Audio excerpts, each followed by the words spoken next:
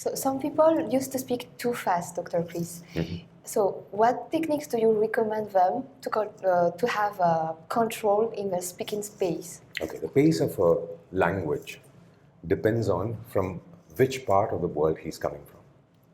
Now, every vocation or every, say, if a person is from a coastal area or a mountainous area, the pace, the volume, everything depends on that. So their language is suited to that. Now, when you try to speak another language, the pace difference comes. Now, whenever you're learning a language, whenever you're speaking a language, understand which part of the world, which part of the geography that language is from. Then you understand the pace.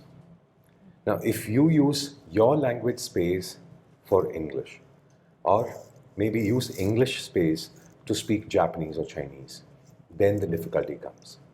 Now, if I say, hey, good morning, that's the pace, it's okay with English. And when you go to Japan, you don't actually say, hey, konnichiwa. You say, konnichiwa. Exactly. The pace actually goes down as per the language. So once you understand how the language is structured, you learn it with your heart, then you will pick the right pace. Do not use your language space for another language. That's the technique. Thank you, Dr. Kriss. Yeah. So, in storytelling, we have to change our voice, play with our voice to match the characters.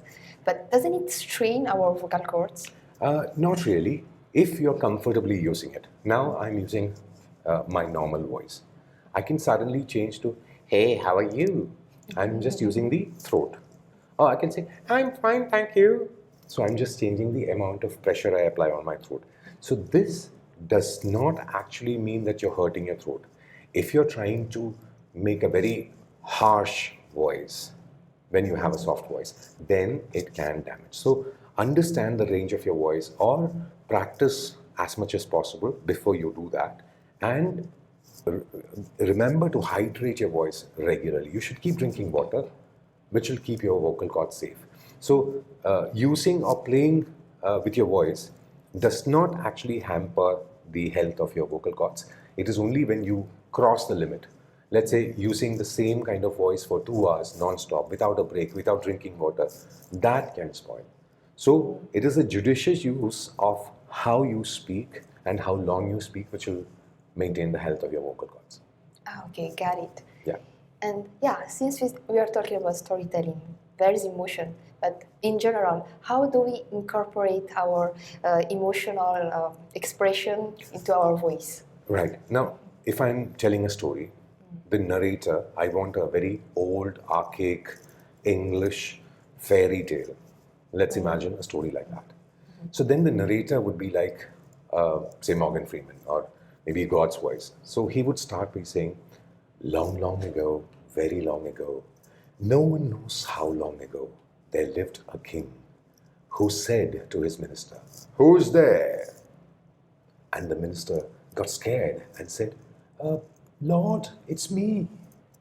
So what I'm doing is, I'm playing, the narrator is a constant voice, the king is a different voice, the minister is a different voice, and the emotion, when I'm saying the minister was afraid, I reduce the voice, the emotion is applied.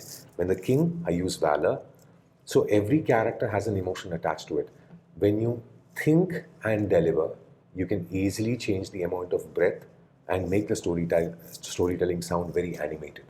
It feels as if you're seeing the whole visual when you're telling the story. So that trick, when it is applied, if you're practicing the emotions, like in our course, we teach how each emotion is treated, the amount of air you use, the how to understand this is positive, this is negative, this is neutral, this is how you do it. And once that is taken care of, then you don't have to worry about whether you're using the right amount of emotion or not, because your mind will tell you, yeah, this is the valor part, here you have to use more air and sound like a king. Or maybe when the speech is given, you can say, friends, Romans and countrymen, that valor can come in. Oh, is that what Martin Luther King said? Asked the child.